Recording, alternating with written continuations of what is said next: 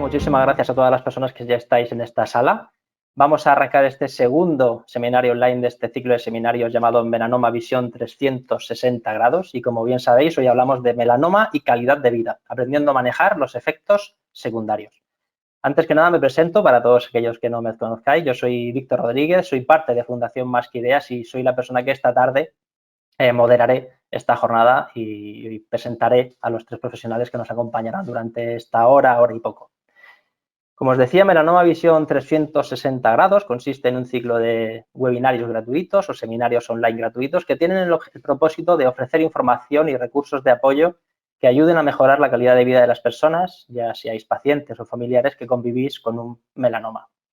En el primer seminario, que fue el martes pasado, hablamos de melanoma y de sus tratamientos, que por cierto aprovecho para decir que tenéis disponible ese seminario, ese vídeo disponible en nuestro canal YouTube. Nuestro canal YouTube se llama Más que Ideas Fundación, por si queréis buscarlo y os suscribís al canal. Hoy, como decía, hablaremos de las secuelas y efectos secundarios de índole físico y aprenderemos un poco más a cómo manejarlos. Y el martes próximo, el martes día 5 de octubre, hablaremos del impacto emocional y social. El objetivo de estas jornadas, como os decía, es tener información para afrontar mejor las dificultades que van surgiendo a lo largo del proceso de la enfermedad. Y hoy estamos aquí, y todo esto es en parte gracias a las organizaciones y empresas que han apostado por Más que Ideas. Y en primer lugar, ya lo tenéis en pantalla, queremos dar las gracias a las organizaciones que colaboran de manera altruista, como son la Academia Española de Dermatología y Venerología, el Grupo Español Multidisciplinar de Melanoma, la Sociedad Española de Oncología Radioterápica y Melanoma España. Por supuesto, también queremos dar las gracias a las empresas que, gracias a sus contribuciones económicas, hacen posible este ciclo de seminarios, como son Bristol Myers, MSD, Novartis y Pierre Fabre.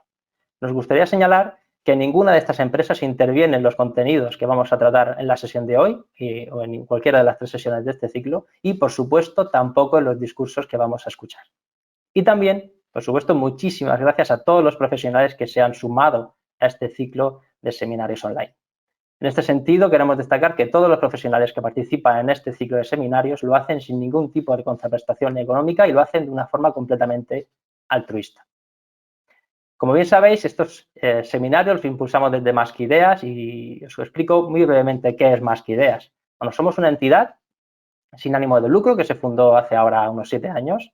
Somos una entidad independiente y privada que la fundamos 4 personas que compartimos una misma experiencia: el haber tenido cáncer y el haber estado implicados en asociaciones de pacientes, lo que nos hizo ver que había muchas necesidades a nivel social y que podíamos hacer algo para tratar de aportar soluciones. Y parte de esa modesta solución es Fundación Más que Ideas, que tiene como objetivo que las personas seamos protagonistas de nuestra salud. Y bueno, ¿y qué significa eso, ser protagonista, ¿no? Bueno, pues por un lado, que tengamos más formación y capacitación para gestionar mejor nuestra salud y por otro, que tengamos los recursos, servicios y un sistema que se adapte a las necesidades de la población. Para ello, hacemos estudios de investigación social para saber las necesidades de la población en materia de salud y realizamos iniciativas de información y apoyo para las personas que conviven con una enfermedad, como ejemplo, los seminarios que estamos realizando ahora sobre el melanoma. Y una parte muy importante y que nos caracteriza es generar puentes de diálogo entre la comunidad científica, sanitaria y civil, porque consideramos que es algo fundamental y necesario para acceder a información rigurosa, fiable y de calidad. Aprovechamos, por supuesto, para dar las gracias a todo nuestro equipo de voluntarios, a nuestro equipo de socios y donantes por hacer todo esto posible y os animamos a todos los que nos estéis viendo a sumaros a Fundación Más que Ideas como socios. Lo podéis hacer a través de nuestra página web. Vosotros elegís la cuota, la periodicidad y estaremos más que encantados de teneros entre nuestro equipo. Y vamos a ir comenzando con la jornada de hoy. Vamos a ir diciendo a los 3 profesionales que nos acompañan que vayan encendiendo sus cámaras y sus micros, porque, bueno, antes que nada queremos contaros cómo va a ser la estructura. Ya aparece por ahí José Luis, Gellín, y tengo dudas de si Eduardo aparece, porque a última hora hemos tenido, y perdonad a los que nos estáis viendo, hemos tenido problemas con Eduardo porque creemos que está teniendo problemas con su... ahí está Eduardo. Qué bien, Eduardo. Es que antes te hemos llamado y no te conectabas y pensábamos que habías tenido algún problema. ¿Nos escucháis bien? Perfectamente. Sí, perfectamente. Bueno, pues os doy las gracias a los 3. Os presento a los 3 profesionales que nos acompañan hoy y de verdad que muchísimas gracias a los 3 por sumaros a este seminario online. Me gustaría presentaros formalmente En primer lugar va a intervenir José Luis Manzano, él es oncólogo médico, es médico adjunto del Instituto Catalán de Oncología en Badalona y es vocal del Grupo Español Multidisciplinar de Melanoma. Y hoy nos va a hablar sobre cuáles son los efectos secundarios del melanoma y de sus tratamientos. Muchas gracias, José Luis. Gracias por la introducción.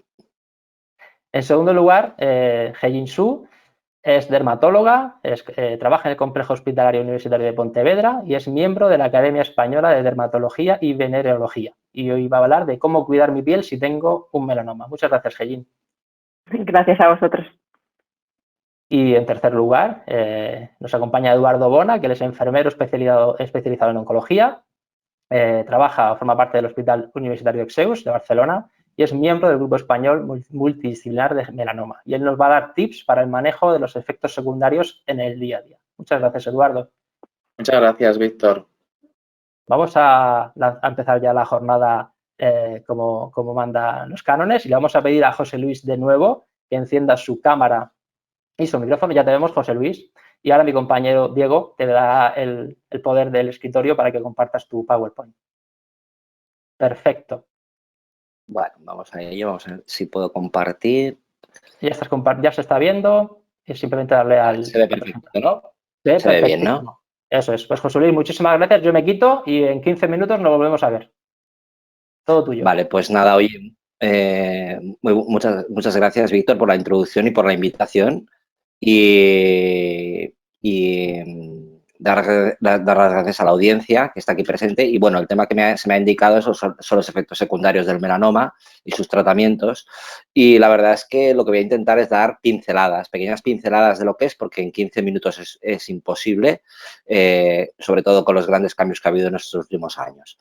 He puesto 2 diapositivas de introducción. ¿De dónde venimos? Porque veníamos de una cirugía de, ya veis, 1847, una radioterapia que es meramente paliativa y una quimioterapia que sí que hablaré, pero que hoy en día está obsoleta. A los últimos 10 años aparecen 2 tipos de tratamientos, como son la terapia dirigida que veis aquí o la inmunoterapia. La terapia dirigida son medicación oral, como ya os comentaron en la sesión online de la semana pasada, diferentes combinaciones de fármacos. La inmunoterapia nueva que he puesto son diferentes fármacos, más que nada no es quedarse en el nombre, sino la idea, anti-PD1, anti-CLT4, que lo vamos a ir repitiendo, pero que han cambiado mucho el pronóstico de los pacientes. Y yo creo que es importante cuando vamos a hablar de toxicidad, porque, y sin ser farragosos, os he puesto 2 curvas. Esta es una curva de supervivencia libre de progresión y supervivencia global.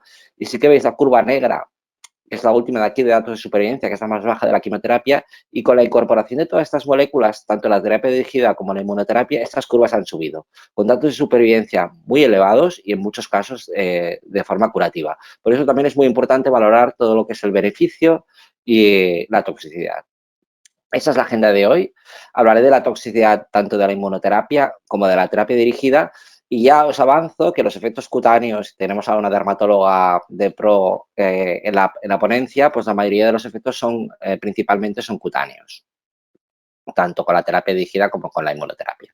No quiero dejar de banda la quimioterapia porque la tenemos como para uso clínico, pero ahora últimamente está obsoleta más que nada por los tratamientos que vamos a comentar tanto de la inmunoterapia como de la terapia dirigida. Tenemos un fármaco que es la carbacina, que es un fármaco, un alquilante, un citotóxico, que la verdad que ofrecía unas respuestas bajas de los pacientes y estas respuestas de esos pacientes con disminución de su volumen de enfermedad duraban muy poquito tiempo. La verdad es que no es un esquema muy tóxico, pero que destacaba principalmente por la bajada de las defensas en forma de neutropenia o toxicidad en forma gastrointestinal en forma de náuseas o vómitos, que es fácilmente controlable. Pero el problema principal es que era poco eficaz, ¿vale? En cuanto a la inmunoterapia, ya habéis tenido la sesión de la semana anterior, pero bueno, os he puesto los nombres, pero más que nada por eso quedáis los tipos de fármacos de inmunoterapia, los anti-CLT4 y los anti-PD1, o la combinación de ambos, como veis aquí, nivolumab y ipilimumab. La verdad es que lo que hacen estos fármacos son anticuerpos, se administran vía endovenosa, ¿vale?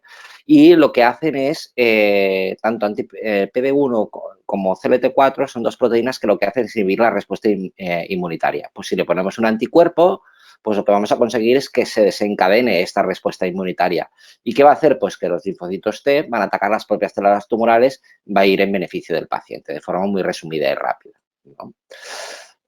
Os he puesto aquí los IRAEs. ¿Qué son los IRAEs? Pues son los efectos adversos mediados por la inmunidad. Como podéis ver, todos acaban en itis, la mayoría, y pueden afectar a cualquier órgano que se provoque toxicidad, que veis ocular, neurológica, a nivel de la piel, hepática, renal, gastrointestinal, musculoesquelética, pulmonar, cardiológica o endocrina, con sus síntomas alrededor. Y comentaremos unas de ellas detenidamente y sus tratamientos en su caso, ¿no? ¿Qué es el mejor abordaje con estas terapias nuevas de los últimos 10 años, tanto la terapia dirigida como la prevención? Reconocer de forma temprana estos efectos indeseables, estos efectos tóxicos y, sobre todo, la educación de los pacientes.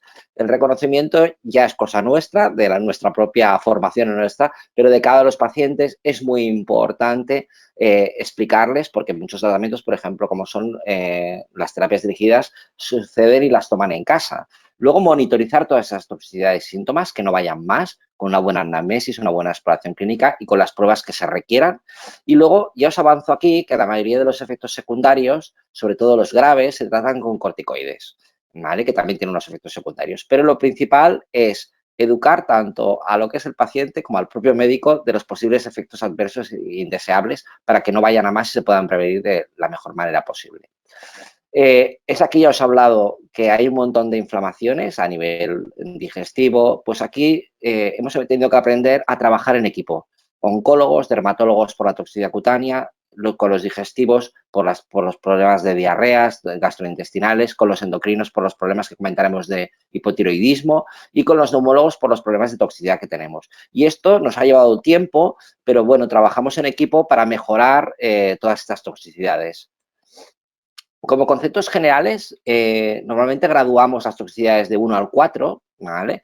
El grado 1 es un grado leve y el grado 4 es grado máximo. Y aquí os he puesto que los anti-PD1 o anti-CLT4 o la combinación de ambos, pues tienen diferentes toxicidades. Pues la combinación, como podéis ver, globalmente tiene un mayor grado de toxicidad, pero el grado 3 o 4 es la que nos importa, que realmente a veces requiere ingreso. Ipilimumab también es tóxico, pero la toxicidad es menor. Y los anti-PD1, pues un tipo de toxicidad también mucho más inferior al resto. Hay algunas toxicidades que son más de clase, por ejemplo, los anti-PD1 tienen más frecuencia de neumonitis, así como los anti-TLD4 pues pueden provocar más grados de diarreas, como colitis, o procesos como contaremos como la hipofisitis. En cuanto a la cronología de los efectos, pues es claro, aquí os he puesto las toxicidades tanto cuando se combinan los fármacos como cuando se hacen en monoterapia, pero, y aquí tenéis una tabla con el tiempo de aparición en semanas, y parece que el primer efecto que aparece es el cutáneo, este que tenéis en azul, que aparece antes de la 4ª semana. Luego la toxicidad hepática se aparece con la línea punteada en azul, aparece a la 5ª semana. Los cuadros de diarreas en diferentes grados o colitis aparecen a partir de la 6ª semana. Y luego, claro, los cuadros que son muy raros, sobre todo los anti-CLT4, como la hipofisitis, pues aparecen también al mismo tiempo que las diarreas, ¿no? Es claro que cuando se combinan hay más toxicidad que cuando se hacen con un fármaco único. Y luego os he puesto, no os parezca muy farragoso, que hay unos algoritmos dedicados para cada tipo de toxicidad. Os he puesto aquí tanto la pulmonar, gastrointestinal, hepática, endocrinas, de piel, neurológicas o renales. Y que tienen, según el grado que con nuestros catálogos de toxicidad, pues tienen un tratamiento u otro. Yo me centraré en los más frecuentes y, por ejemplo, la diarrea, ya lo hemos comentado, que aparecía a partir de la 5ª semana, pues es más frecuente con ipilimumab que con los anti-PD1, ¿vale? ¿Cómo se presentan? Pues con cuadros de diarreas, a veces con fiebre, con dolor abdominal o en algunos casos rectorragias. Y lo que se ha de descartar, independientemente de que pensemos que es por una diarrea inmunomediada por inmunoterapia, pues se ha de descartar causas infecciosas. Se hacen cultivos de heces, serologías de citomegalovirus, de infecciones, y también se valoran el grado, si no mejora, con un TAC abdominal o con una colonoscopia. Lo normal es que el tratamiento te obligue, la presencia del cuadro de gastrointestinal te obligue a parar el tratamiento y iniciar el tratamiento con corticoides, que según el grado que sea, si es más o menos, lo hacemos vía oral o vía endovenosa, ¿vale? Normalmente no reiniciamos un tratamiento hasta que no está recuperado de la toxicidad y en algunos casos incluso con el uso de corticoides no es suficiente y tenemos que utilizar medicamentos como infliximab, que son medicamentos inmunosupresores. Cuanto a la hepatitis, pues no es frecuente, aparece un 6%, en los tratamientos combinados y en monoterapia es mínima. ¿Cómo se presentan? Bueno, normalmente están asintomáticos los pacientes y por las analíticas que hacemos antes de hacer el tratamiento, pues vemos una elevación de la función hepática. Estas son las enzimas AST y ALT de perfil. ¿Cómo se estudia? Pues con una analítica lo verías. Se ha de descartar cualquier causa infecciosa, por eso se hacen serologías de los virus de la hepatitis o de autoinmunidad. Y luego se ha de descartar otras causas, porque no siempre hemos de pensar que la hepatitis ha de ser causa del tratamiento inmunológico, sino que a veces es porque hay progresión de la enfermedad, ¿no? Y el tratamiento es igual que lo anterior, ya lo hemos comentado, se para si la toxicidad es grado 2 o superior y normalmente se inicia el tratamiento con corticoides, vía oral y si no, endovenosa. Y en el caso de que no se controle con tratamiento con corticoides endovenosos, pues tenemos tratamientos inmunosupresores como micofenolato. La toxicidad tiroidea es una toxicidad frecuente, la mayoría se da en hipotiroidismo, ¿vale? La sintomatología es debilidad, cansancio, son síntomas muy inespecíficos y más que nada lo sabemos porque a todos los pacientes entre ciclos les hacemos un estudio de las hormonas tiroideas, ¿no? Entonces, esto sí que es importante en cuanto a la calidad de vida porque muchos de estos pacientes han de llevar un tratamiento sustitutivo con hormonas tiroideas, ¿vale? Y esto es lo que supone en sí, pero que esto no te incapacita para seguir el tratamiento habitual. Una toxicidad que puede ser grave, es grave en 1 o 2% de los casos, es la neumonitis. La neumonitis no es más que una inflamación a nivel pulmonar. ¿Y cómo se presenta? Pues con síntomas como tos, sibilancias es el cierre a nivel bronquial, que aparecen pitos, dolor torácico, ahogo, fatiga. Y esto es fácil en muchos casos son asintomáticas si lo ves en las radiografías, pero en otros sí y lo confirmas con un TAC torácico, una radiografía. Y hoy en día, con la época que estamos del COVID, pues se ha de pensar también en ello, que también lo puede probar. El tratamiento, al igual que hemos hablado de la hepatitis o de las toxicidades gastrointestinales graves, se trata con corticoides. Suelen recuperarse rápidamente, pero hay casos, como os comentaré con unas imágenes, que no, incluso a veces requieren antibióticos porque se sobreinfectan estos pacientes.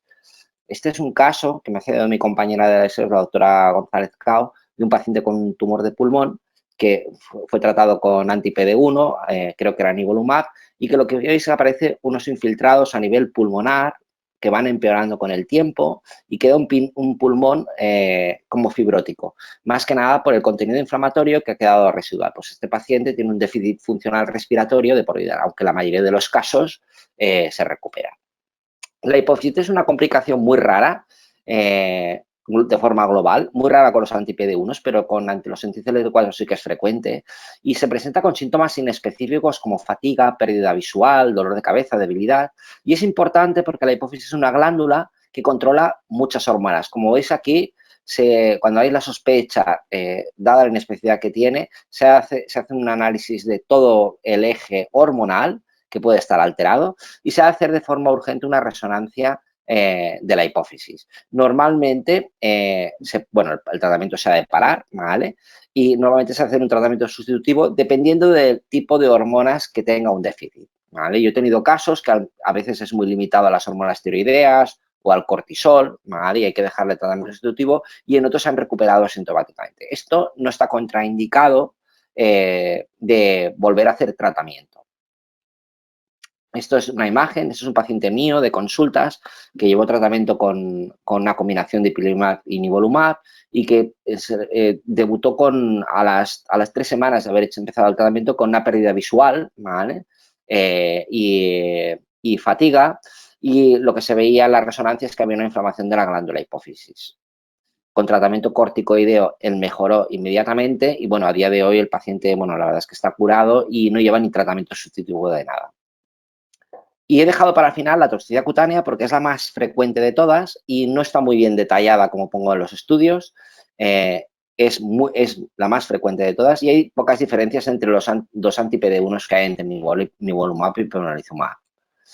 Puede ser muy variable, desde dermatosis inflamatorias, enfermedades ampollares, a picor, prurito, trastornos, alteración de la pigmentación de la piel, a toxicidades muy graves. Y hay que reconocerlas a tiempo, ¿vale? Contar y disponer de especialistas que te ayuden, como los dermatólogos, como hemos hablado al principio, para que esto no vaya más, ¿no?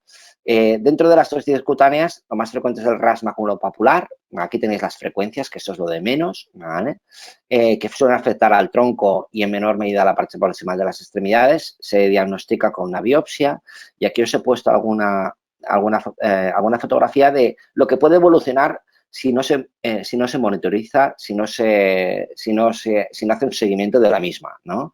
Aquí tenéis varias variantes de descamación, como un síndrome de necrólisis tóxica epidérmica o un síndrome de Steven-Johnson de descamación masiva de la piel de pacientes tratados con anti-PD1. El manejo de la toxicidad cutánea, por mucho que os parezca esto un poco, lo voy a simplificar, un poco complejo, va de grado 1 a grado 4, depende de la extensión de la toxicidad que hablemos. Por ejemplo, la toxicidad cutánea, pues un grado 1 es que tienes afectada la piel en menos de un 10% de la superficie corporal, grado 2 que tienes entre un 10 y un 30 y grado 3 o 4 es que ya tienes más del 30%. La verdad es que la mayoría de los grados de toxicidad cutánea son grados 1, que normalmente te dejan continuar el tratamiento con inmunoterapia, se hacen tratamientos tópicos con corticoides o antihistamínicos, por ejemplo, el valproato. Pero cuando ya avanza a grados mayores, requieres el uso de corticoides vía oral o en grados masivos donde hay mucha afectación cutánea, pues requieres de tratamiento endovenoso. La erupción liquenoide es una de las complicaciones que puede tener. Son más tardías que lo demás, son típicas de los anti-PD1, se diagnostican por biopsia cutánea. Aquí tenéis a nivel de piel, a nivel de mucosas, estas erupciones a nivel de palmas de manos o a nivel del dorso de las manos. Esas son toxicidades cutáneas. También lo que puede provocar son cuadros de psoriasis o exacerbación de pacientes que ya tienen una psoriasis de base, ¿no? Está a nivel ungueal, pustular y a nivel de aquí de la zona de la calota y viene mediada por citoquinas, ¿vale? Por linfocitos que provocan esto, ya sea por reactivación de una propia enfermedad que ya tienes autoinmune o del desarrollo de una propia psoriasis. También se forman ampollas, que es lo que es el pemfigoide ampollar, ¿vale? Son anticuerpos frente a proteínas de cohesión intercelular que provocan estos cuadros de inflamación, que al principio puede ser no los distingues bien porque parecen placas de urticaria pruriginosas que pican, pero luego se forman en ampollas. Y depende de la gravedad, pues a lo mejor te obliga a parar lo que es el tratamiento con la inmunoterapia. Aquí tenéis la enfermedad ampollar, esas imágenes estudiadas por mi compañero de dermatología de mi hospital. Y luego también es bastante frecuente los trastornos de pigmentación, aparecen entre un 8 y un 25%. Menos frecuentes con ipilimumab y es más que nada, es una respuesta inmunitaria de los propios linfocitos T contra células de antígenos del melanoma. Aquí podéis ver, esta es una paciente mía que iba con atezolizumab, que es un anti-PD1, es una paciente con melanoma, y lo que veis es que hay zonas que pierden los melanocitos, ¿no? Es el vitiligo, ¿vale? Propio, que esto en principio no se sabe tratar. Es más, se dice que estos pacientes que tienen estas reacciones vitiligoides, pues tienen mejor respuesta a su enfermedad que los demás. La verdad es que no hace falta que tengas vitiligo para que respondas y que sea una buena respuesta.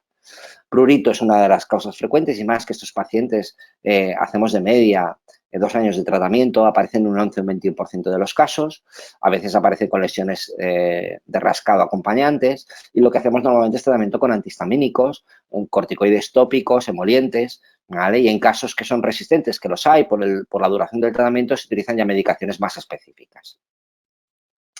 En cuanto a la otra versión, es la terapia dirigida, lo he explicado antes, son medicación vía oral, a diferencia de la anterior, de la inmunoterapia. Esto se supone que es una célula, podemos una célula de un melanocito, por ejemplo. Esto es una cascada, que le llamamos la cascada de la MAC quinasa, es una activación celular de crecimiento y sabemos que el 50% de la población caucásica que tiene melanoma tiene esta mutación en BRAF, ¿vale? Entonces sabemos que esta mutación lo que hace es activar la vía de división celular, la vía del MEC, va al ciclo celular y lo que hace es crecer las células malignas.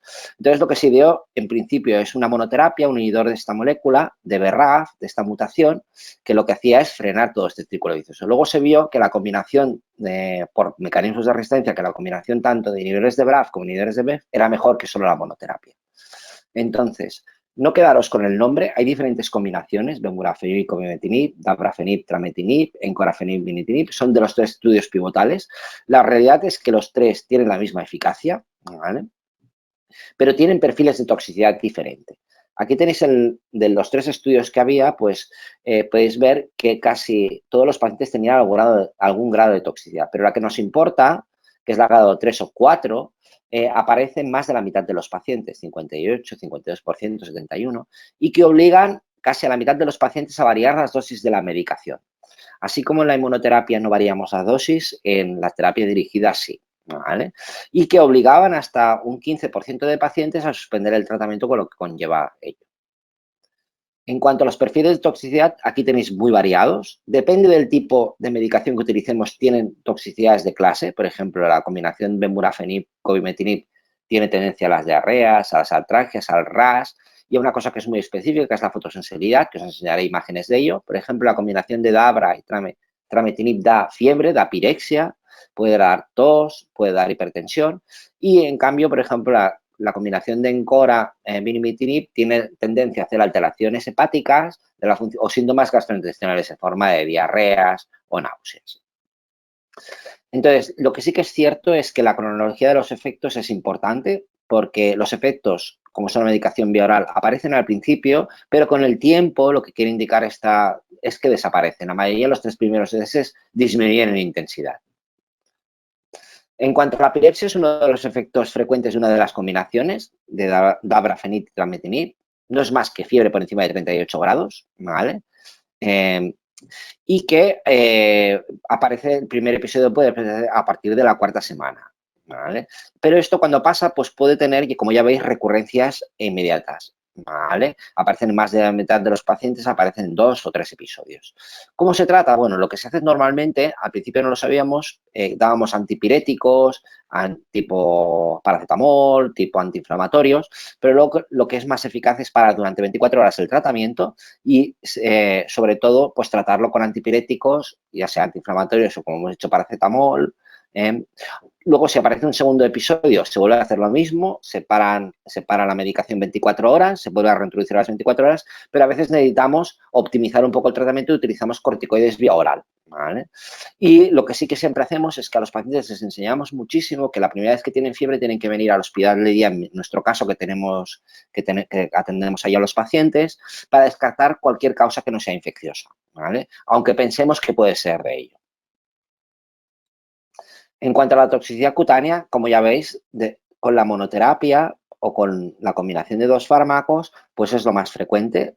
RAS, ya veis que aparece en una tercera parte de los pacientes, fotosensibilidad, casi con bemurafenib, hiperkeratosis, alopecia, que es caída del cabello, o aparición de tumores cutáneos, que esto aparece más en la monoterapia que con la combinación de 2 fármacos, y keratosis verrucoides.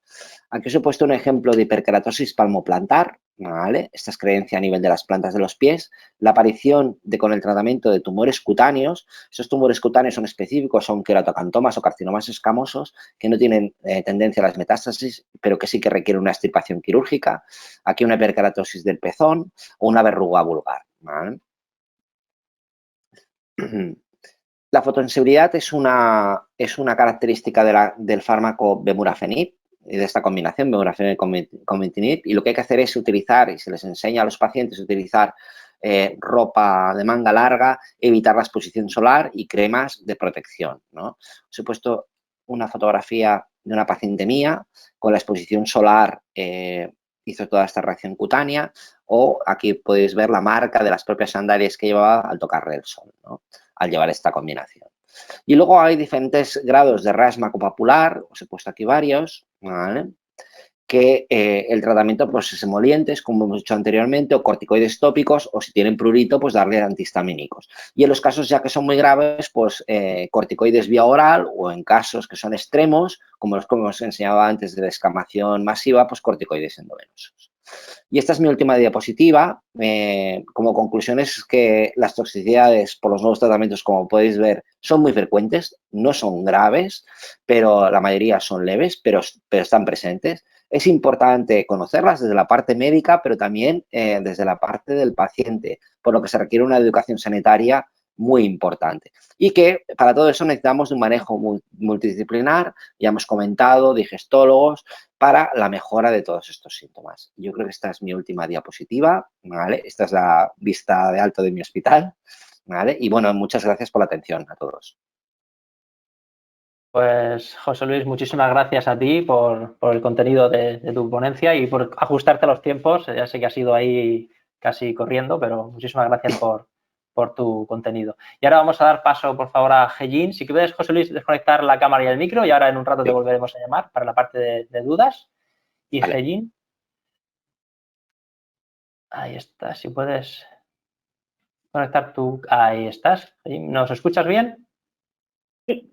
Eso es también a ti. Si puedes, si quieres darle a compartir y nada, y adelante, Gigi, muchísimas gracias. Yo me desconecto, ahora en un rato te vuelvo a ver. Hasta ahora. Vale. Bueno, buenas tardes a todos. Mi nombre es Gigi, soy dermatóloga del Complejo Hospitalario Universitario de Pontevedra y me gustaría dar las gracias por la oportunidad de participar en este ciclo de seminarios. Y en los siguientes minutos vamos a hablar de cómo podemos cuidar nuestra piel si nos han diagnosticado un melanoma. Vale. Bueno, la piel, como ya sabemos, es el órgano más extenso del cuerpo humano. En un adulto medio puede ocupar una superficie de hasta casi 2 metros cuadrados y pesar hasta 4 kilos. Y es el órgano que tiene una mayor superficie de contacto entre el cuerpo humano y el ambiente externo. Cumple una serie de funciones muy importantes. El primero de ellos sería como órgano protector o barrera frente a agentes externos, la deshidratación o la radiación ultravioleta.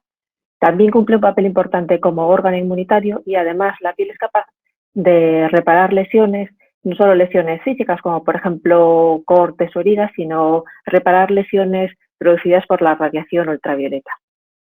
También cumple una función termorreguladora. También además tiene un papel importante en la síntesis de vitamina D y por supuesto tiene un papel muy importante en la comunicación interpersonal.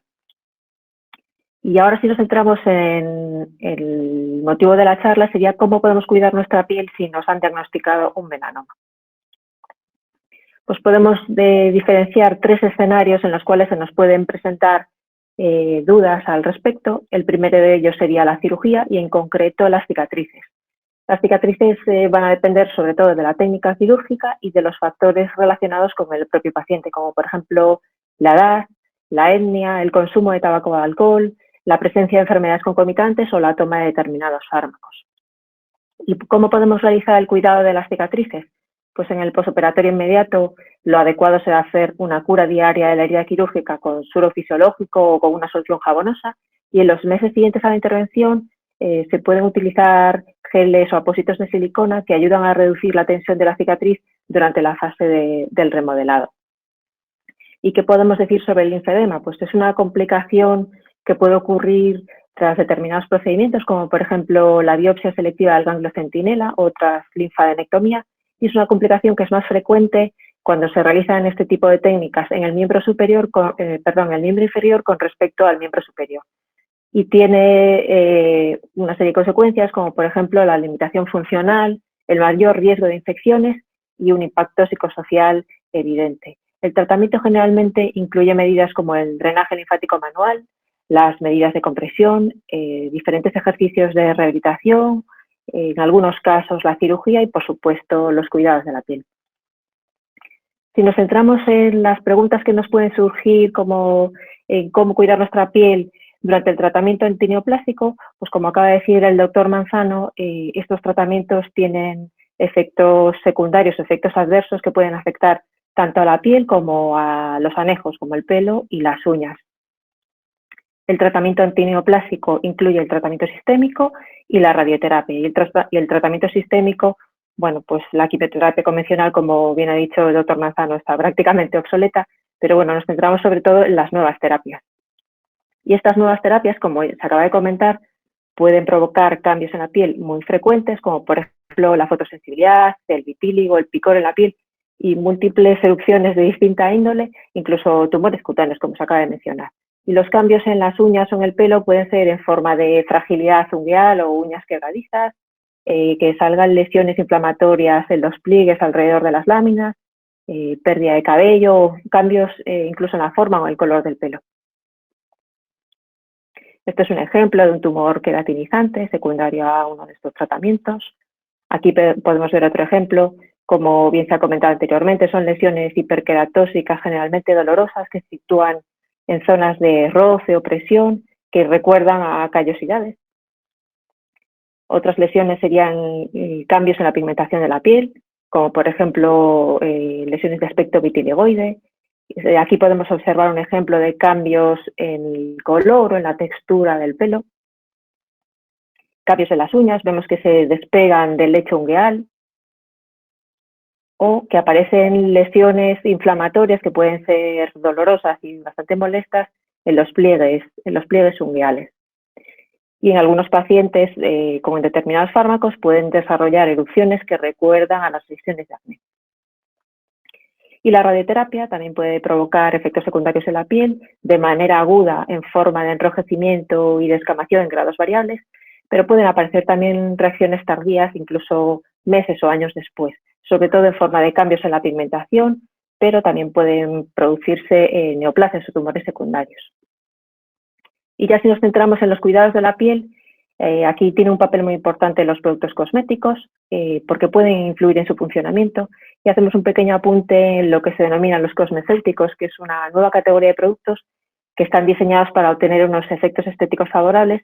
Y aquí podemos incluir múltiples tipos de antioxidantes, vitaminas, antiinflamatorios, etc. ¿Qué podemos decir de los limpiadores? Pues los limpiadores tienen la función de eliminar la grasa, las células descamadas, bacterias, hongos, la suciedad ambiental, pero manteniendo intacta la barrera lipídica, y se pueden presentar en forma de pastillas, líquidos o cremas. Podemos diferenciar varios tipos de limpiadores. En primer lugar, los jabones verdaderos, que tienen un pH alcalino, lo que hacen es interrumpir el manto ácido natural de la piel y es lo que nos produce esa sensación de tirantez en la piel. Otro tipo de limpiadores serían los Signet, que en realidad son detergentes sintéticos que tienen un menos del 10% de jabón y tienen un pH muy similar al de la piel y son los que menos dañan la barrera cutánea. Y luego los Combar, que son una combinación de los dos anteriores. Y los limpiadores van a tener características exclusivas en función de los aditivos especiales que lleven, como por ejemplo fragancias, espumantes, antibacterianos, exfoliantes químicos, etc. En cuanto a los hidratantes, podemos diferenciar los hidratantes oclusivos y los productos humectantes. Los hidratantes oclusivos lo que hacen es retrasar la pérdida de agua por evaporación a través de la piel. Y aquí tenemos distintos tipos de aceites, ceras, siliconas, etcétera, y el más conocido y el que tiene mayor poder oclusivo es la vaselina. Y entre los productos humectantes lo que hacen es hidratar la piel atrayendo el agua de los tejidos más profundos. Y entre estos se encuentran pues la glicerina, el lactato sódico, la urea, etcétera.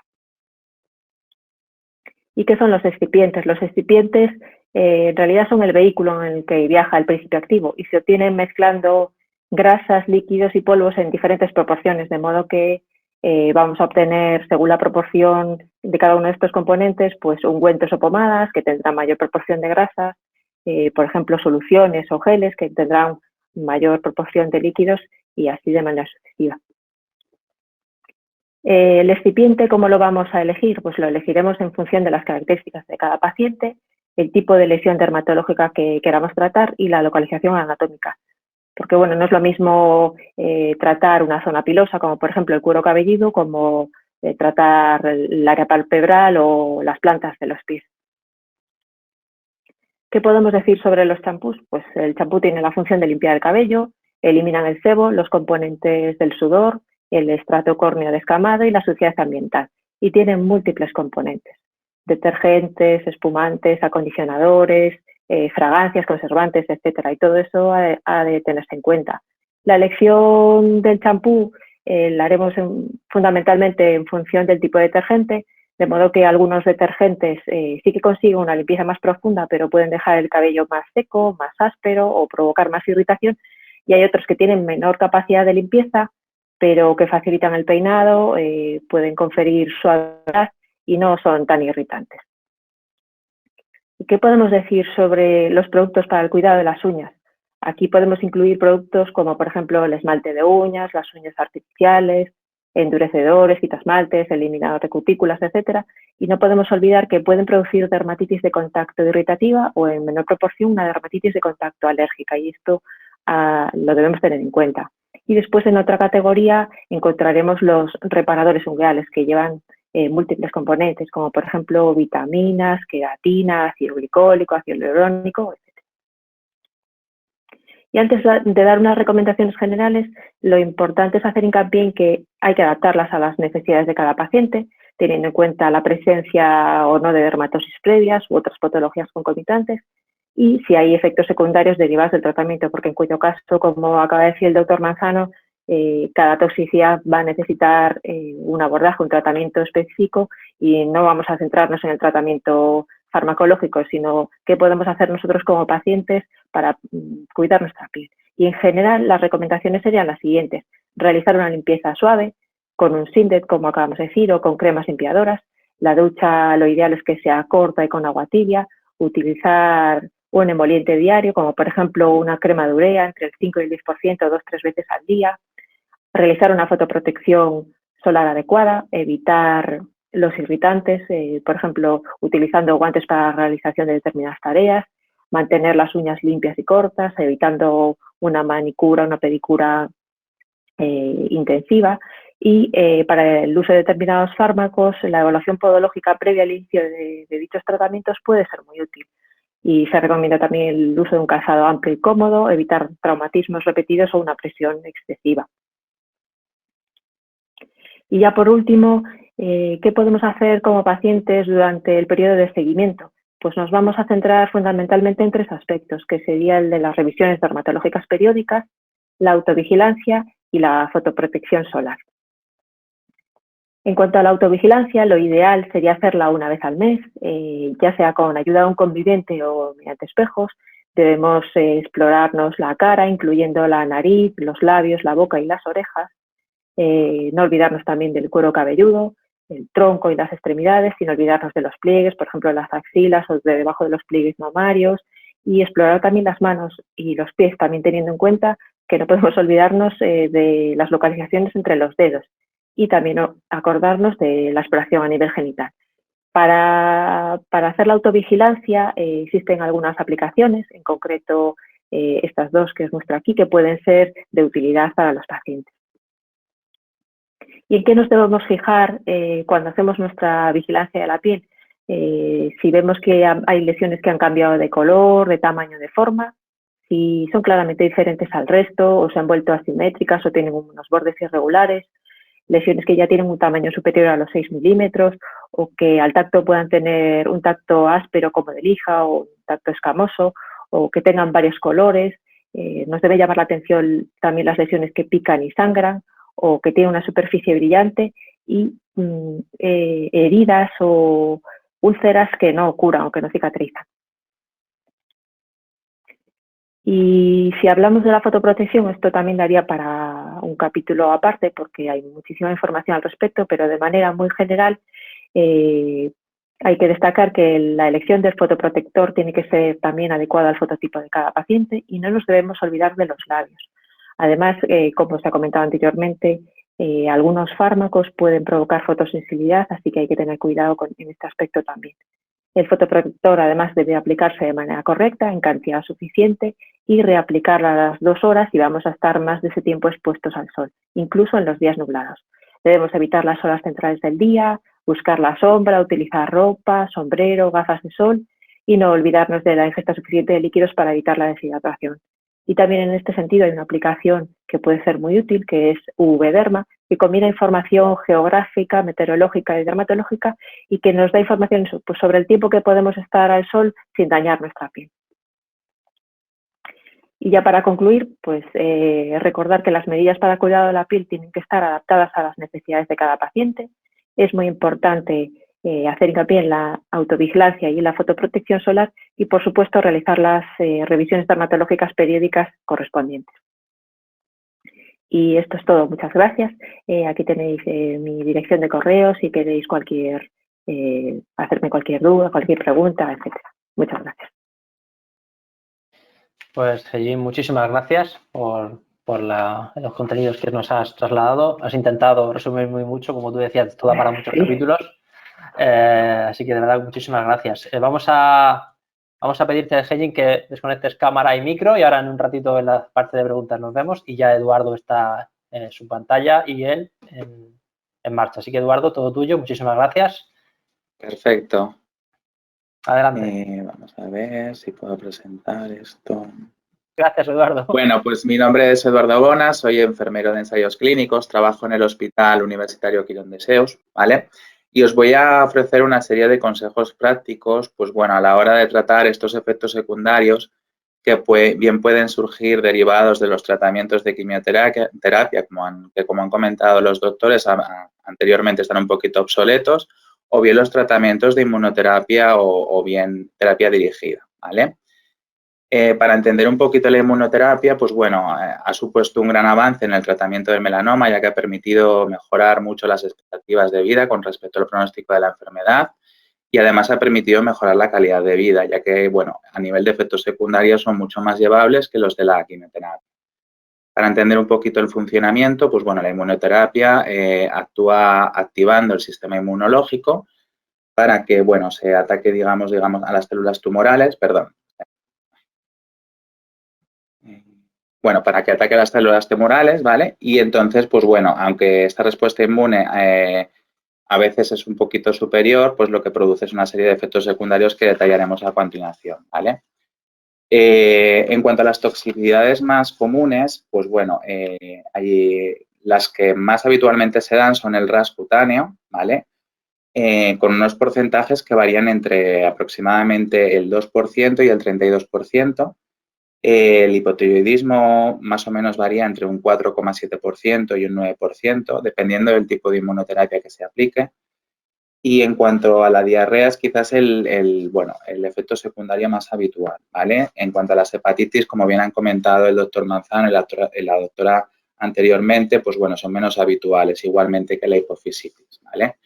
Uno de los efectos secundarios más habituales es la astenia, que es la sensación de falta de energía o de vitalidad mantenida y percibida en reposo y que se incrementa con el ejercicio físico. Es un síntoma muy habitual, ¿vale? Y, bueno, como consejos en el tratamiento de la astenia, es muy importante, bueno, pues desarrollar una rutina diaria para no repetir tareas y priorizar nuestras actividades, sobre todo las que son más imprescindibles, como pueden ser el aseo, vestirse, comer, y en el caso de que no seamos capaces de realizar estas actividades, delegar en nuestros familiares o bien amigos. Planificar bien los tiempos de descanso, centrarse en las tareas que uno realmente disfruta y planificar las actividades sociales, sobre todo para los periodos de más energía, ¿vale? Muy importante ir alternando actividades que requieran mucha energía con otras que no la requieran. Hablaremos también de las toxicidades cutáneas más comunes, que bueno, realmente es repetir un poco lo que han comentado los doctores anteriormente, pero bueno, yo os daré una serie de consejos para tratar de identificar o bien poder tratar ambulatoriamente en nuestro domicilio estas toxicidades, ¿vale? Como toxicidades cutáneas más comunes nos encontramos el RAS maculopapilar, menos común, pero no por ello menos importante, la mucositis. Toxicidades gastrointestinales comunes son la colitis, la pancreatitis, la hepatitis y la diarrea. La que es más habitual, afortunadamente, es la diarrea. Toxicidades gastrointestinales menos frecuentes y que están más bien asociadas a tratamientos de quimioterapia, que como bien hemos dicho, ahora mismo están un poquito en desuso, son el estreñimiento y las náuseas y los vómitos. Toxicidades del sistema respiratorio como la neumonitis o toxicidades endocrinas, que la más habitual es el hipotiroidismo, como bien antes han comentado. En cuanto al RAS cutáneo, se trata de un eritema en forma de pápula, solución cutánea, y entonces los consejos irán encaminados a evitar irritantes, la exposición al sol, utilizar emolientes y gel de ducha de pH neutro, y la valoración y el tratamiento médico si no mejora, sobre todo con corticoides, ¿vale? Es muy importante acudir al oncólogo y el oncólogo valorará si es necesaria una valoración por el equipo de dermatología.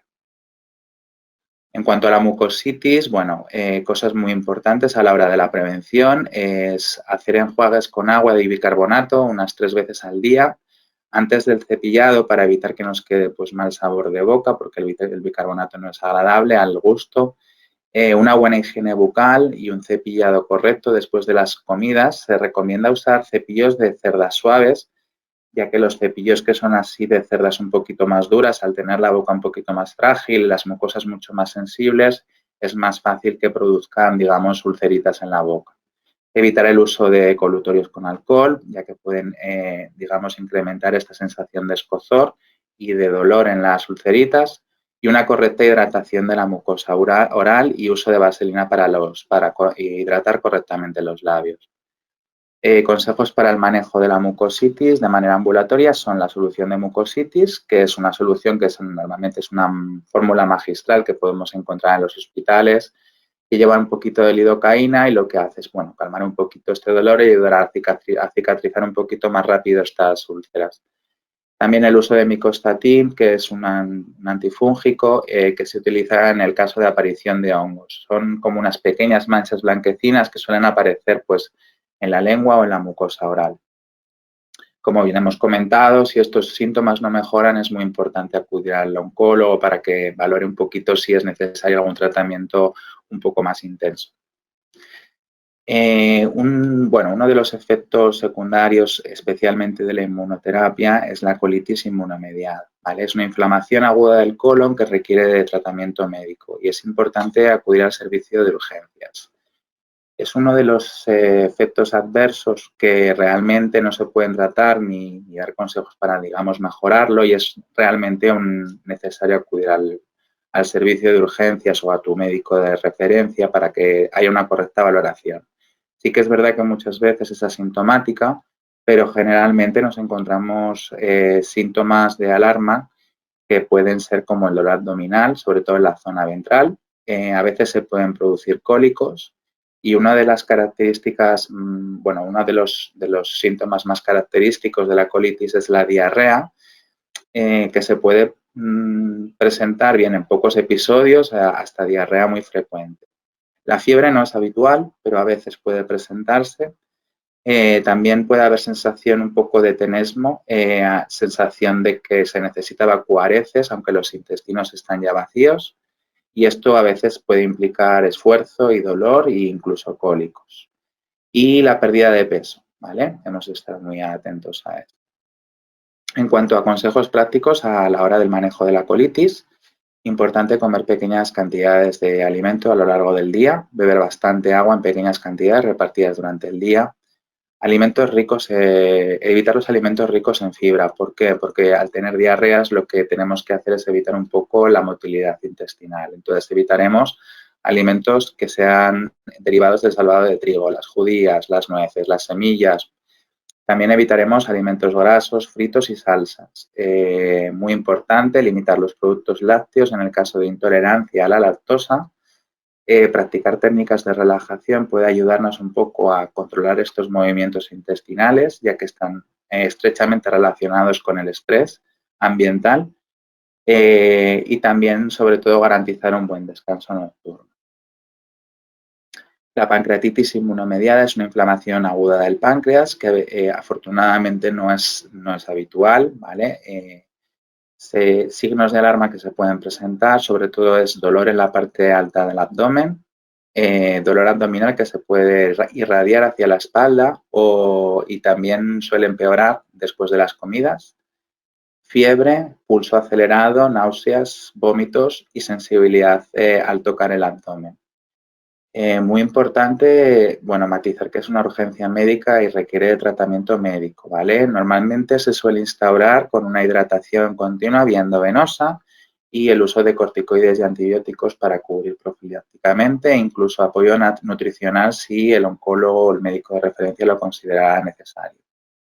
En ocasiones puede ser un poco asintomática y, puede pasar un poco inadvertida, pero afortunadamente existen una serie de parámetros, digamos, analíticos que pueden ayudarnos a adivinar un poquito si existe inflamación en el páncreas. Por lo tanto, en las analíticas generales que se hacen justo antes de los tratamientos, su oncólogo normalmente suele valorar el tipo de las enzimas pancreáticas y con ello podemos saber si existe esta inflamación o no.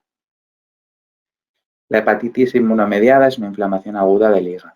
El hígado es puede pasar inadvertida la hepatitis, ya que en muchas ocasiones, pues bueno, solo puede verse, digamos, manifestada por el incremento de las transaminasas, ¿vale?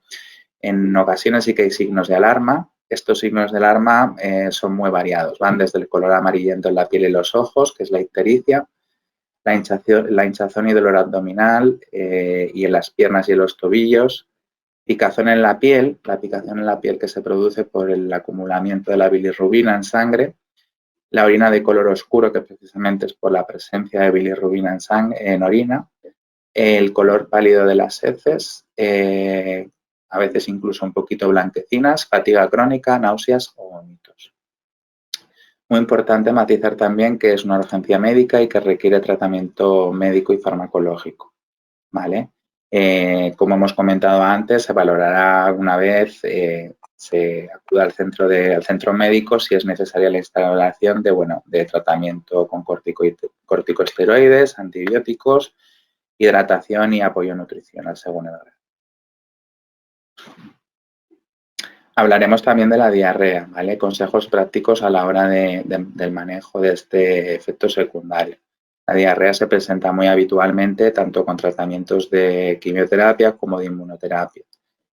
Muy importante hacer dieta astringente que se base básicamente en el uso de carnes a la plancha, pescados a la plancha, sobre todo evitar lo que son las frutas y las verduras, ya que, llevan mucha agua y entonces lo que hacen es aumentar la motilidad intestinal. Sí que es muy importante hidratarse y beber mucha agua durante todo el día para evitar la deshidratación, ya que la diarrea hace que perdamos muchos electrolitos a la hora de ir al lavabo. Evitar alimentos ricos en fibra que favorezcan la motilidad del tránsito intestinal, como hemos comentado anteriormente. Evitar alimentos grasos o fritos y las salsas, como pueden ser la mantequilla, la margarina o la crema espesa.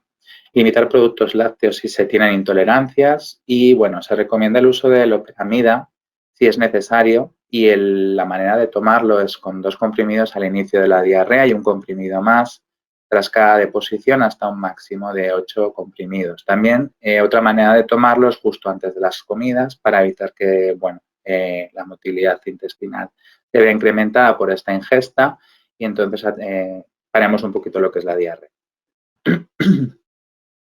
En cuanto al estreñimiento, consejos prácticos, todo lo contrario, básicamente, dieta rica en fibra, pero sí que es muy importante el tema de la hidratación, tanto en el estreñimiento como en la diarrea, ¿vale? También el hecho de beber mucha agua nos ayudará, por ejemplo, a que se ablanden un poquito las heces, ¿no? Si tenemos un poquito de oclusión, pues hará que se ablanden un poquito y se hagan con más facilidad, ¿vale? Evitar también los alimentos grasos o fritos, igual que anteriormente. Se recomienda la realización de actividad física, ¿vale? En el caso de que no podamos hacer, digamos, con medidas de este tipo, podemos siempre recurrir a la crema de magnesio, ¿vale? Es un medicamento, ¿vale? Que es hidróxido de magnesia, que lo que hace es favorecer el tránsito intestinal. Generalmente se puede obtener en la farmacia sin receta médica. En el caso de que la crema de magnesia no sea efectivo al 100%, se puede recurrir al uso de enemas si todo esto no funciona. Hablaremos también de las náuseas y los vómitos, sobre todo porque aunque son efectos secundarios que se presentan habitualmente con los tratamientos de quimioterapia, sí que es importante matizar un poco el manejo de ellos en el caso de aparición para tener una serie de tips, ¿no? A la hora de su manejo. Muy importante comer pequeñas porciones, ¿vale? Durante todo el día, alimentos que sean fáciles de ingerir, ¿vale? Y evitar sobre todo que sean alimentos muy grasos, ¿vale? A menos que, alimentos bajos en grasa, a menos que las grasas causen malestar estomacal, ¿vale? Los alimentos ácidos o agrios pueden ser más fáciles de retener. Sobre todo intentar evitarlos si se tienen llagas en la boca, porque pueden, digamos, empeorarlas. Muy importante, descansar tranquilamente, sentado en postura recta durante al menos 1 hora después de cada comida. También comunicarse con el equipo de atención oncológica y que, bueno, que estén informados de que se han presentado estas náuseas, ya que existen muchos medicamentos que pueden ayudar, digamos, a paliarlas, ¿vale? Muy importante, si se recetan tratamiento antiemético para evitar las náuseas, que se tome al primer indicio de ellas para ayudar a prevenirlo, no esperarnos a que aparezca. Bueno, hemos de tratar también de evitar comidas favoritas cuando hay náuseas, básicamente porque podríamos encontrar estos alimentos poco atractivos a cuando se termine el tratamiento, ya que se pueden llegar a asociar a estas náuseas, aunque no estén estrechamente relacionados. Sobre todo, intentar beber líquidos fríos y transparentes que sean mucho más fáciles de tolerar. También bueno, es muy recomendable el uso digamos, de helados o gelatinas y caramelos de menta que ayudan a eliminar el mal sabor de boca cuando ha habido vómitos. Ingerir alimentos fáciles de digerir, tales como el pan tostado o las galletas. Intentar comer comidas frías o a temperatura ambiente para que el olor y el sabor sean más leves. Sobre todo intentar comer alimentos que nos gusten y nos apetezcan. Básicamente, pues porque ya que tenemos náuseas, intentemos, digamos, satisfacer nuestras necesidades, pero esto sobre todo es importante hacerlo cuando no haya náuseas, ¿vale? Porque si no puede suceder lo que hemos comentado anteriormente. Si las náuseas solo se presentan entre comidas, mantener el estómago ocupado, porque muchas veces pensamos que el hecho de no comer va a hacer que tengamos menos náuseas, pero más bien es todo lo contrario. Hemos de tratar de evitar de saltarnos comidas o meriendas y es preferible que hagamos pequeños bocados durante todo el día, como pueden ser batidos, frutos secos, fruta, etc. Durante los días de quimioterapia, hacer comidas o meriendas ligeras antes del tratamiento. No, el hecho de hacer un tratamiento de quimioterapia no nos tiene que llevar al hecho de pensar de que no se ha de comer, puesto que generalmente se proporciona un tratamiento preventivo antiemético antes de la administración de la quimioterapia. Hablaremos también de la neumonitis inmunomediada o por radioterapia, que es una inflamación de los pulmones. Puede ser causado como efecto secundario tanto de la inmunoterapia o como de un tratamiento radioterápico, ¿vale? La fiebre suele ser un efecto secundario de los medicamentos de inmunoterapia que funcionan estimulando el sistema inmunológico de nuestro cuerpo, ¿vale? Para tratar de atacar las células tumorales, pero en ocasiones puede atacar células normales y en este caso del tejido pulmonar, como pueden ser los pulmones, y con ello producir una inflamación aguda que se denomina neumonitis. Es un efecto secundario que puede llegar a ser grave y poner en peligro la vida. Puede ocurrir en cualquier momento del tratamiento, incluso después de que éste haya terminado, ¿vale? Consejos prácticos para el manejo de la neumonitis, ¿vale? Acudir en el caso de urgencias, en el caso de presentar cualquiera de estos signos de alarma. Muy importante, falta de aliento, un bajo nivel de oxígeno en el cuerpo, fiebre, ¿vale? Importante valoración previa antes de tomar cualquier antipirético, como puede ser paracetamol o ibuprofeno, ya que hemos de saber el origen de esta fiebre. Muchas veces en el hospital, pues si nosotros tomamos algún tratamiento de este tipo, estamos encubriendo la fiebre, por lo tanto es difícil saber de dónde puede venir la tos y el dolor en el pecho al respirar, ¿vale? Se trata normalmente con tratamiento médico farmacológico con corticosteroides y lo más importante en el caso de la neumonitis es tener claros los signos de alarma para poder tratarla lo antes posible y revertirla a la mayor brevedad posible. Otro de los, digamos, eventos adversos más comunes del tratamiento de las terapias dirigidas y la inmunoterapia especialmente es el hipotiroidismo, que es una afección en la cual la glándula tiroides no produce suficientes hormonas tiroideas, ¿vale? Signos de alarma que nos pueden hacer pensar que tenemos hipotiroidismo son la debilidad, la pérdida de cabello, sensación de frío constante, cansancio mental, cambios de peso corporal, bien aumento o disminución. Normalmente el hipotiroidismo está más bien relacionado con el aumento de peso, piel y uñas resecas y disminución del apetito sexual. Muchas gracias. Pues muchísimas gracias, Eduardo. Muchísimas gracias también por ajustarte a los tiempos y muy interesante todo lo que has comentado. Y muchísimas gracias a los tres. Ha sido muy interesante las tres exposiciones y bueno, animamos a los asistentes. Ya ha llegado alguna pregunta más, como comentaba anteriormente, en las que realizasteis cuando os inscribisteis.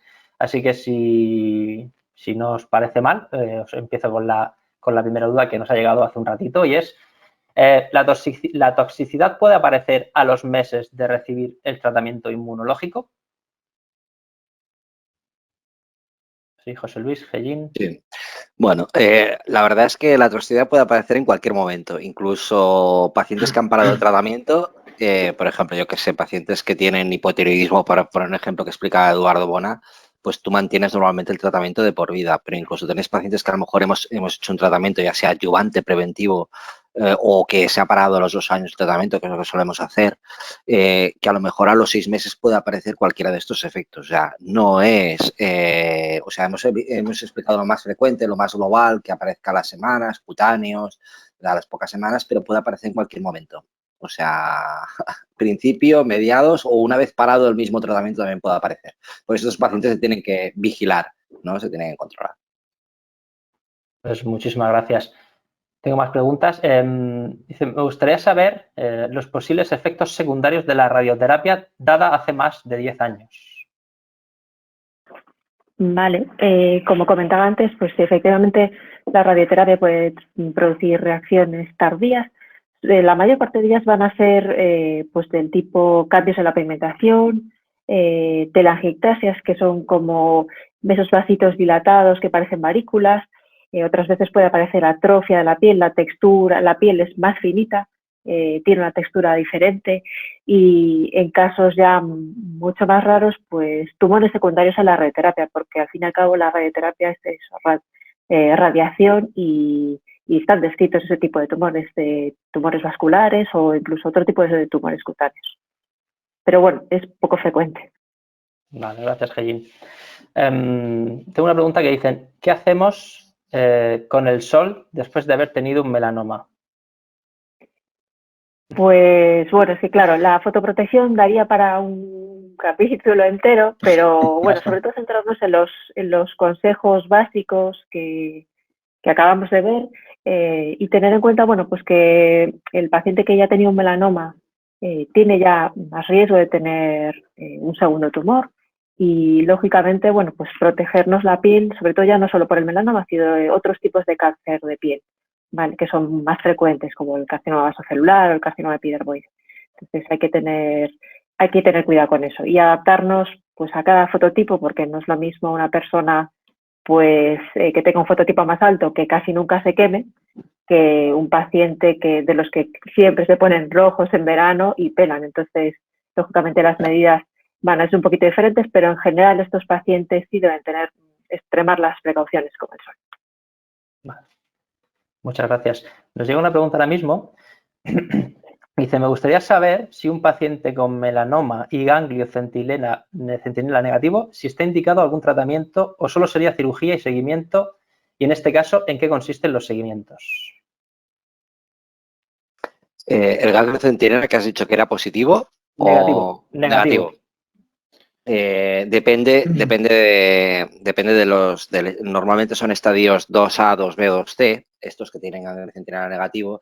Entonces, a día de hoy, ahora ha salido, mira, ha sido el Congreso Europeo, han presentado resultados preliminares con muy poco tiempo, que no está para, pero normalmente los incluimos en estudios clínicos. Son tumores que a lo mejor son profundos, pero que no tienen afectación ganglionar, ¿no?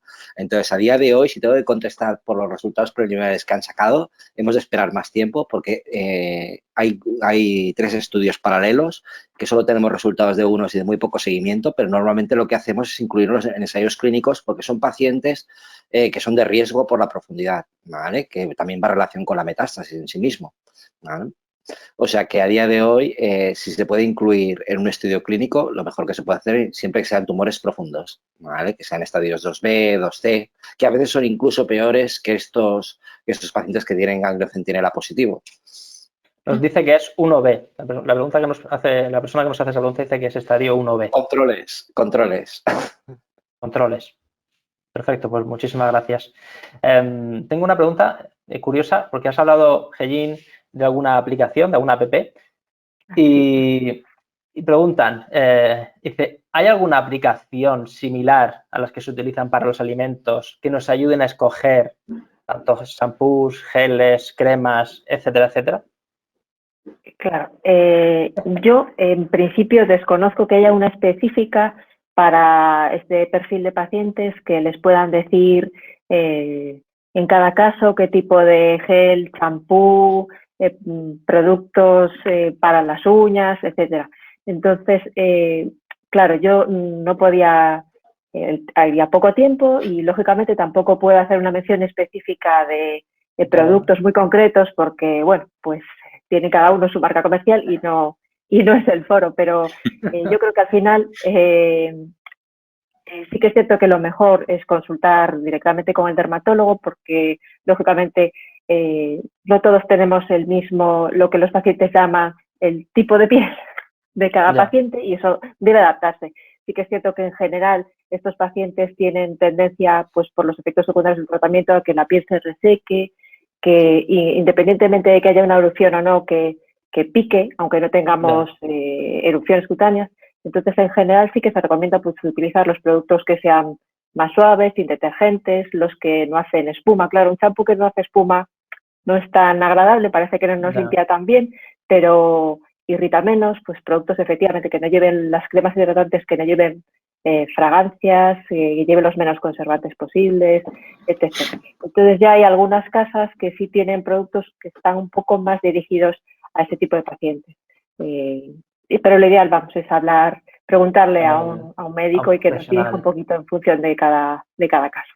Eso es que nos comentaba esta persona que ha entrado un poco en pánico con todas las cremas, champús, que no sabe muy bien al final a cuál escoger, ¿no?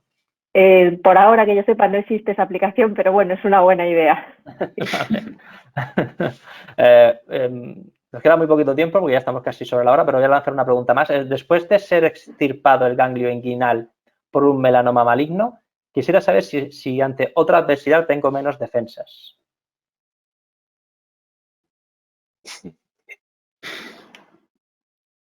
¿Vuelvo a lanzar? Sí, no sé exactamente si se refiere, es que no entendí muy bien la pregunta.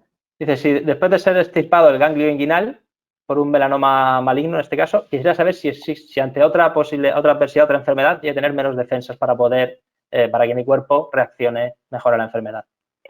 Bueno, yo creo que puede también comentar el doctor Manzano, pero en principio, si ha sido una biopsia de ganglio centinela, no es lo mismo que una linfadenectomía. Yo creo que igual la pregunta viene en relación a el comentario que hice, que hay mayor riesgo de infecciones cuando se hacen ese tipo de procedimientos. El riesgo de infecciones me refería sobre todo pues yo creo que eso se les insiste mucho a los pacientes, por ejemplo, a los pacientes de cáncer de mama que se les haya hecho una linfadenectomía, que no te hagan la analítica en el brazo donde te han hecho la linfadenectomía. Cuidado con manicura o procedimientos agresivos en ese brazo, pues porque al final, si nos han hecho una linfadenectomía, pues lógicamente esa puerta de entrada la tenemos, por así decirlo, desprotegida, pero es más el riesgo de infecciones locales o, ya muy raro, pues que una infección sistémica que tenga una puerta de entrada en esa extremidad, pues podamos estar más expuestos. Pero en general yo creo que ahora la tendencia a lo mejor es hacer menos linfadenectomía, salvo en casos concretos, y por una biopsia selectiva de ganglio centinela no creo que exista ese riesgo. Pero bueno, el doctor Manzano igual puede hacer algún comentario al respecto. Bueno, yo no sé si va referido a lo que tú dices o realmente, si realmente por extirparle un ganglio o tener una recaída ganglionar, el paciente, a ver, pues de base tiene menos defensas. Numéricamente seguro que las defensas las tiene igual que cualquier persona. Lo que pasa que yo creo que, y más en el melanoma, probablemente el haberse tiene más riesgo de tener un segundo melanoma o tener, y seguro que su mecanismo de inmunidad también está alterado. Probablemente por eso tiene más riesgo que la población normal, pero eso no quiere decir que uno lo tenga. Lo que tendrá que hacer es, oye, hacer los seguimientos con dermatología, con oncología, con quien le toque. Si tiene que hacer un tratamiento preventivo posterior, ya sea por radioterapia o lo que sea, pues que lo haga. Pero realmente es que basalmente, no lo podemos decir, pero probablemente estos pacientes tienen un mecanismo de inmunidad alterado, por eso tienen más frecuencia de tener tumores que la población normal. Que vayas a tener un segundo tumor, esos son factores de riesgo y por eso se hacen las vigilancias y los controles. No sé si venía a complementarlo a lo que había dicho Jean, ¿no? Yo creo que se ha quedado claro en todas vuestras respuestas. Una última pregunta, porque creo que es importante, interesante, y ya con esto finalizamos. ¿El sistema circulatorio sufre efectos secundarios con la inmunoterapia?